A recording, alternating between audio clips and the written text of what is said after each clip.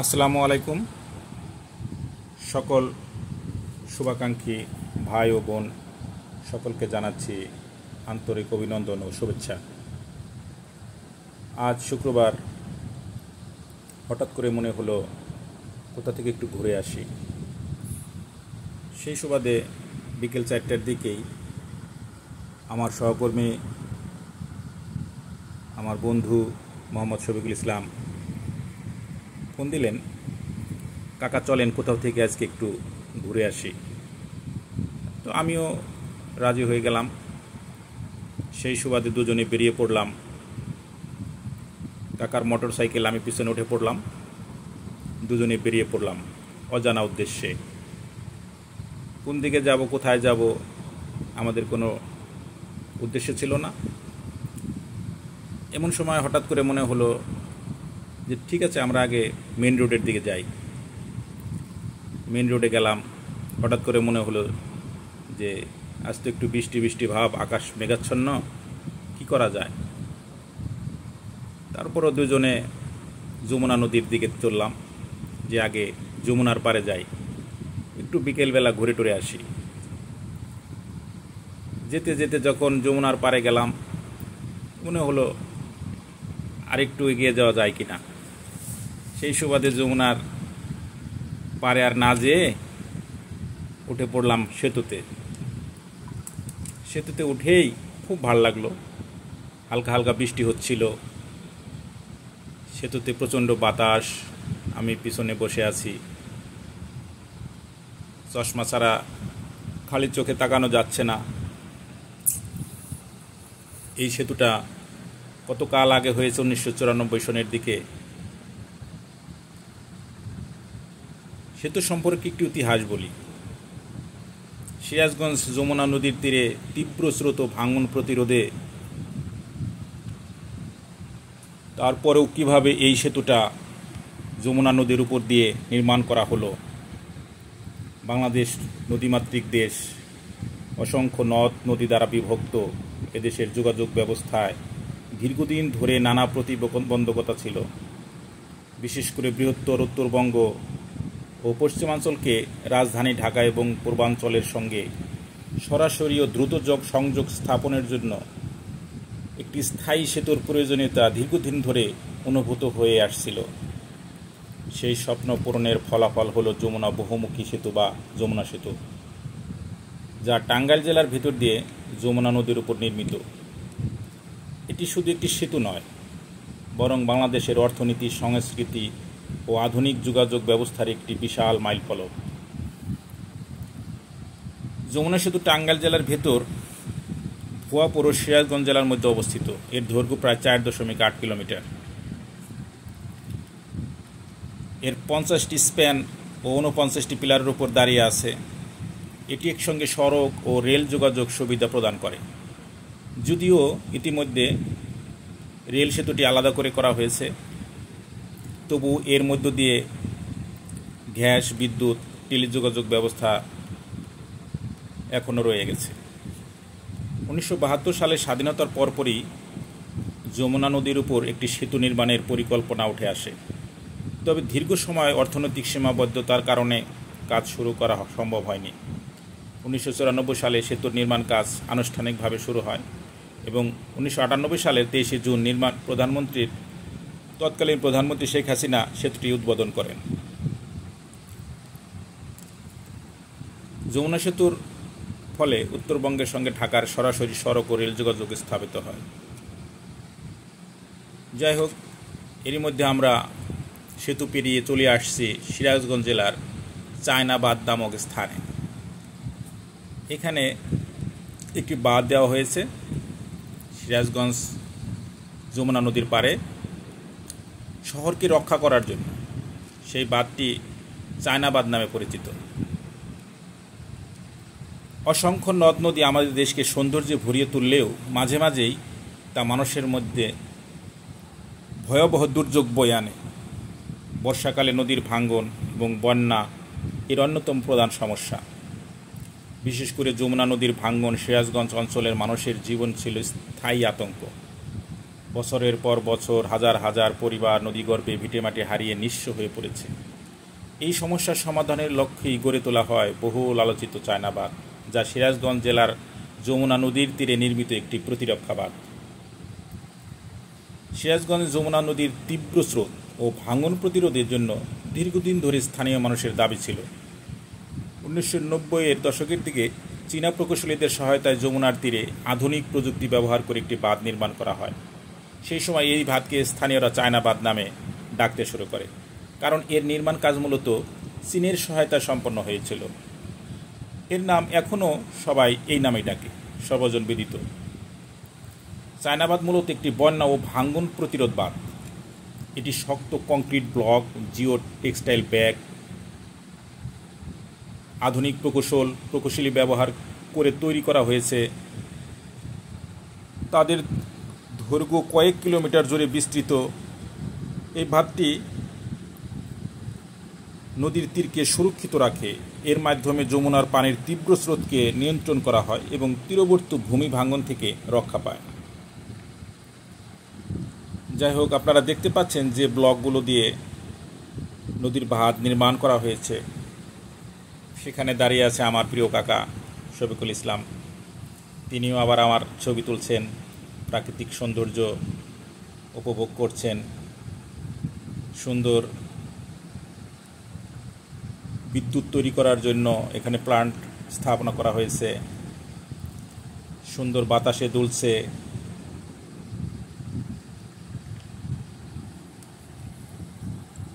আশেপাশে অনেক গাছ রোপণ করা হয়েছে।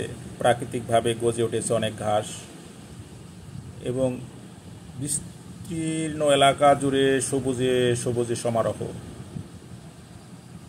নদীতে ভেসে চলেছে নৌকা। নৌকায় আনন্দে ফুর্তিতে মেতে উঠেছে এক ঝাঁক তরুণ, যারা সাউন্ড সিস্টেমের মাধ্যমে গান বাজিয়ে নাচছে, গাইছে, অত্যন্ত আনন্দের সাথে উপভোগ করছে। ঠিক মনে পড়ে যায় ছোটবেলার সেই দুরন্তপনার কথা। আমরাও এক সময় এরকম আনন্দ করতাম। কিনারে একটা নৌকা আছে, এখানেও তারা রান্নাবান্না করছে।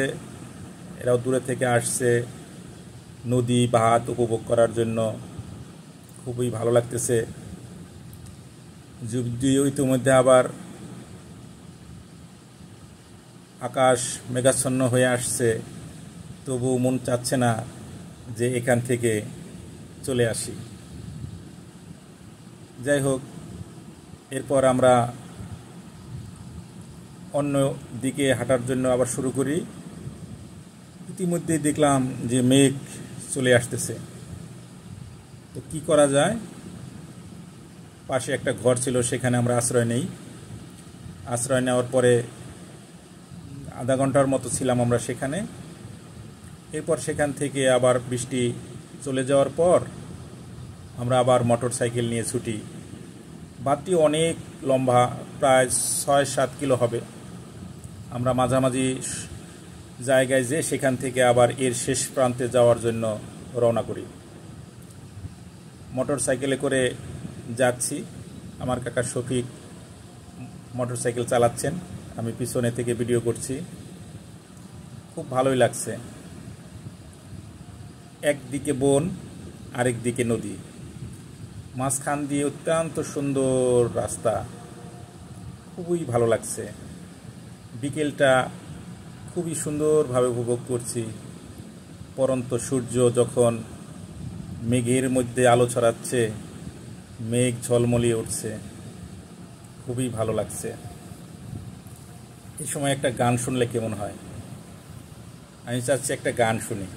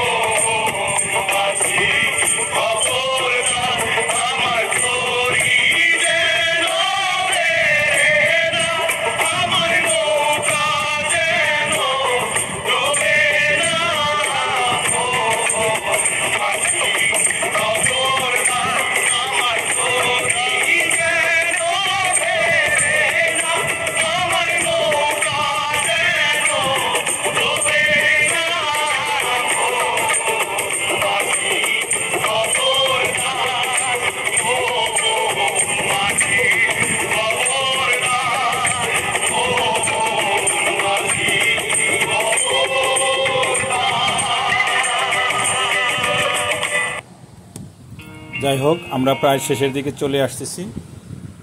আমাদের আর সামনে একটু জায়গা আছে, সামনে গেলে আমাদের এই চায়না বাঁধ শেষ হবে। এরপরেও আমরা যাচ্ছি, এর শেষ পর্যন্ত আমরা দেখব। আমাদের ডান দিকে কাশবন, সবুজে সবুজে সমারোহ, আর বাম দিকে আছে যমুনা নদী। খুবই ভালো লাগছে। সন্ধ্যা ঘনিয়ে আসছে, আকাশে মেঘও জমতে শুরু করেছে। এর আগে এক পশলা বৃষ্টি হয়ে গেছে, হয়তো আবার যে কোনো সময় চলে আসবে। এদিকে পরন্ত বিকেলে আবার আরেকটি নৌকা আসছে।